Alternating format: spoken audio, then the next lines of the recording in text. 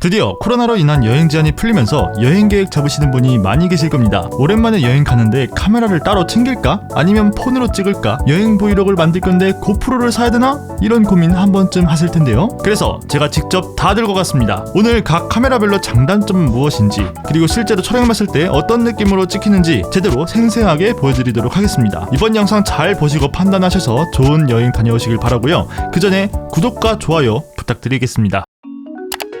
요즘 스마트폰 영상 진짜 잘 나옵니다. 그냥 하는 말이 아니라 이 영상들 보시면 말 다 했죠.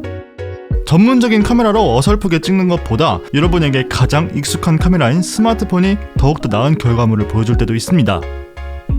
게다가 컴퓨터가 아니라 스마트폰에서 직접 편집하시는 분들은 오히려 다른 카메라를 거치지 않는 게 작업 편의성이 훨씬 빠를 겁니다. 카메라에서 파일을 선별하고 옮기는 과정이 생각보다 오래 걸리는데 애초에 폰으로 찍으면 곧바로 편집할 수가 있으니까요. 제가 가져간 스마트폰은 아이폰 13 프로 맥스인데요. 최신형은 아니어도 정말 잘 나옵니다. 특히 광각, 망원, 초광각 등 여러 렌즈를 적절히 바꿔가면서 촬영해주면 영상이 더욱더 다채롭게 보여질 겁니다. 최신 휴대폰뿐만이 아니라 아이폰 10 정도 이상만 되어도 충분히 아름다운 영상을 찍을 수 있으실 거예요. 그리고 따로 무거운 카메라를 가지고 있는 것보다는 어차피 필수로 휴대해야 되는 스마트폰 하나만 들고 다니면 되니까 여행에 있어 부담도 훨씬 적습니다. 그래서 카메라보다도 더욱더 많이 꺼내서 찍게 되지요. 다만 아무래도 동영상 촬영은 용량을 많이 차지하다 보니까 스마트폰의 용량이 작은 분이라면 촬영 도중에 용량이 꽉 찼다는 경고를 받아서 좀 난처해질 수 있습니다. 특히 고품질을 위해서 4K로 촬영하면 용량이 2배쯤은 더 들기 때문에 이 부분 여행 가시기 전에 미리 체크를 하셔야 합니다. 용량이 대략 어느 정도이냐 하면은 아이폰을 기준으로 4K 30프레임 촬영 시에 1분에 170MB 정도이므로 1시간에는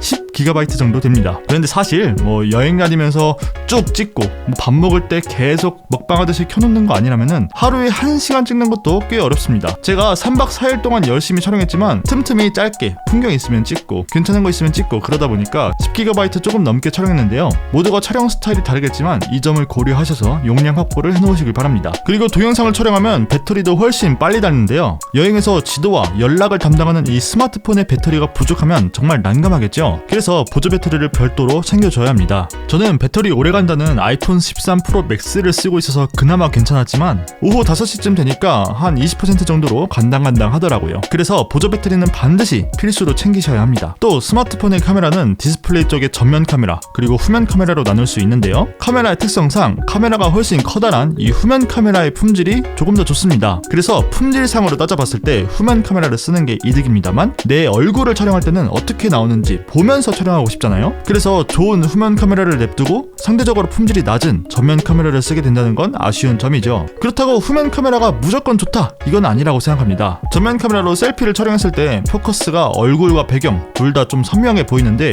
후면 카메라는 이렇게 조금 더 배경이 흐리게 보이죠. 그래서 배경도 선명하게 담고 싶다 한다면은 전면 카메라가 조금 더 유리하고요. 그리고 또 막상 결과물을 보면 전면 카메라랑 후면 카메라의 질적 차이를 느끼기가 좀 힘듭니다. 하지만 밤에는 후면 카메라가 조금 더 선명할 거예요. 그리고 또 메시지나 전화가 왔을 때 촬영이 끊길 수밖에 없다는 단점도 있죠.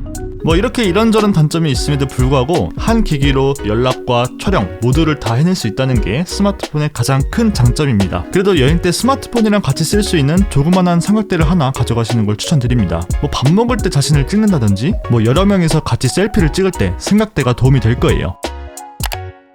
고프로나 인스타360RS, DJI 액션3 이외에 다양한 액션캠들은 몇 가지 특징이 있습니다. 바로 가볍고 튼튼하고 넓게 나온다 입니다. 여행에서는 아무래도 하루 종일 걷다 보니까 짐의 무게들을 최소화하는 게 정말 중요한데요. 폰은 폰대로 쓰고 또 브이로그 촬영을 간편하게 하고 싶은 사람들에게는 액션캠이 딱이에요. 액션캠은 주머니도 넣고 다닐 수 있으니까 바로바로 꺼내 쓸 수도 있고요. 그리고 액션캠은 눈이 오나 비가 오나 떨어뜨려도 언제나 동작을 잘 하니까 믿고 쓸 수 있습니다. 또 광각으로 넓게 찍히다 보니까 촬영을 위해서 손을 쭉 뻗어서 힘들게 촬영하는 것이 아니라 그냥 적당히 들고만 있어도 내 모습과 풍경까지 다 담을 수 있기 때문에 이런 부분은 스마트폰보다 훨씬 좋은 신경 쓸 게 너무 없는 정말 편하게 촬영할 수 있는 게 액션캠의 장점이에요. 하지만 이런 특징이 단점을 낳기도 하는데요. 먼저 화각이 광각으로 제한되어 있기 때문에 다양한 화각으로 인한 다채로운 표현이 어렵습니다. 하지만 나는 이런 거 예쁘게 찍을 필요 하나도 없다 라고 하시면은 문제가 전혀 안 됩니다. 그리고 그리고 액션캠으로도 찍고 스마트폰으로도 찍고 뭐 추가로 둘 다 찍을 수 있으니까 그리고 액션캠 들고 간다고 해서 스마트폰 안 들고 가는 거 아니잖아요. 둘 다 활용하시면 아주 좋죠. 또 그리고 카메라가 작다 보니까 배터리 용량도 작습니다. 그래서 사용 시간이 조금 짧은 편인데요. 또 대부분의 액션캠들은 발열 문제가 있기 때문에 오래 촬영하면 발열로 인해서 꺼지는 문제가 있습니다만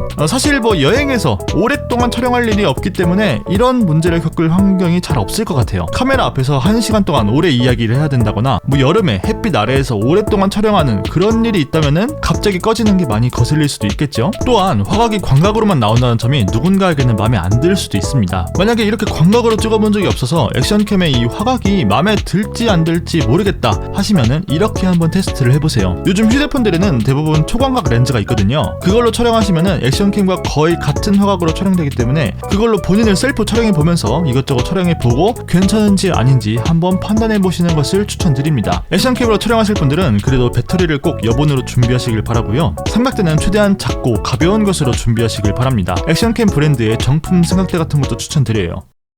조금 더 본격적으로 촬영에 힘쓰고 싶으신 분들은 이런 렌즈 교환식 미러리스 카메라나 이런 풀프레임 미러리스 카메라를 생각하고 계실 겁니다. 사실 이런 200만원대 이상의 카메라를 소유하신 분들은 딱히 이 영상 안 보시고 판단하실 것 같지만 아무튼 저는 이번에 여행을 좀 즐기고 싶었기 때문에 훨씬 더 무겁고 좋은 카메라가 있음에도 불구하고 ZE-10이라는 굉장히 가벼운 카메라를 가지고 갔습니다. 현재 신품 80만원대의 렌즈 교환식 카메라 중에서는 나름 저렴하면서 가벼운 세팅이라고 할 수 있는데요. 이 정도만 돼도 아주 고퀄리티로 촬영할 수 있습니다. 이런 카메라의 장점이라고 한다면 조리개나 포커스 세팅을 통해서 스마트폰으로는 내기 어려운 감동적인 영상을 만들 수 있습니다. 이 장점 하나 때문에 아무리 무거워도 좋은 카메라를 들고 여행을 다니는 것이겠죠. 그래서 단점은 이거 하나입니다. 무거워요. 매우 거슬립니다. 이 목에 걸면 목이 또 아프고 손에 들면은 한쪽 손으로는 또 스마트폰 들어야 되고 여행에서는 지도 봐야 되니까요. 가방에 넣으면은 꺼냈다가 넣었다가 힘듭니다. 그래서 정말 촬영을 위해 여행 가는 게 아니라면은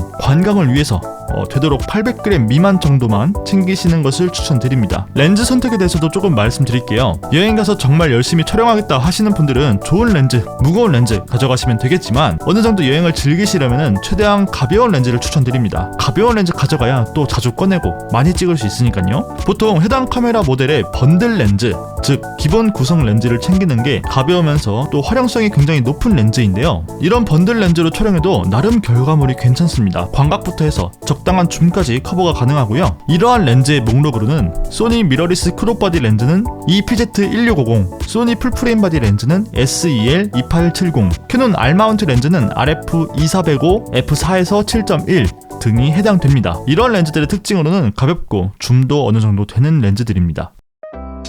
그 외에도 요즘에 많은 사람들이 찾고 있는 두 가지 카메라 종류에 대해서도 간단하게 짚고 넘어가 볼게요.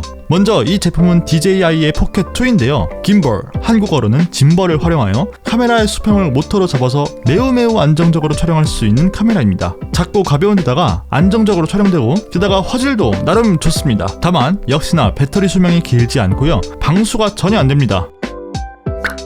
결정적으로 그렇게까지 안정화가 필요할까? 라는 의문점이 있습니다. 요즘 액션캠들 광량만 충분하다면 흔들림이 또 그렇게까지 신경 쓰이진 않거든요. 그리고 요즘 스마트폰에도 기본적으로 손떨림 방지가 아주 잘 돼 있어서 미러리스 카메라들보다 훨씬 흔들림 방지가 잘 되고 그래서 이게 그렇게까지 큰 메리트인가 의문이 들지만 그래도 걷거나 뛰거나 그럴 때 아주 안정적이니까요. 관심 있는 분들은 구매하셔도 좋을 것 같습니다. 여행에서 정말 특이한 영상을 만들고 싶다? 하면은 360도 카메라를 추천드립니다. 유명한 브랜드로는 인스타360이 있죠.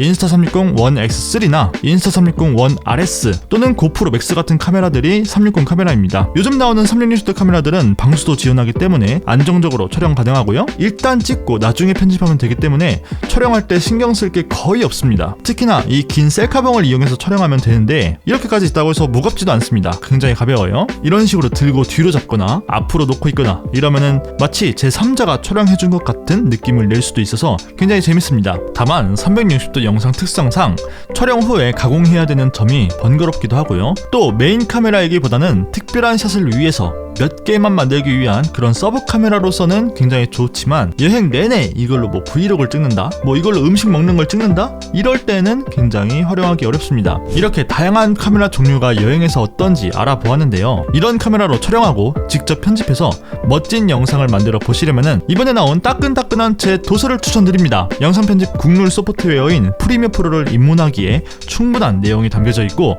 또 유튜브를 처음 하시는 분들에게도 도움이 되는 내용도 많이 있으니까 절대 후회하지 않으실 거예요. 그럼 저는 다음에 더욱더 유용하고 재미있는 비디오 클래스로 찾아뵙도록 하겠습니다. 안녕!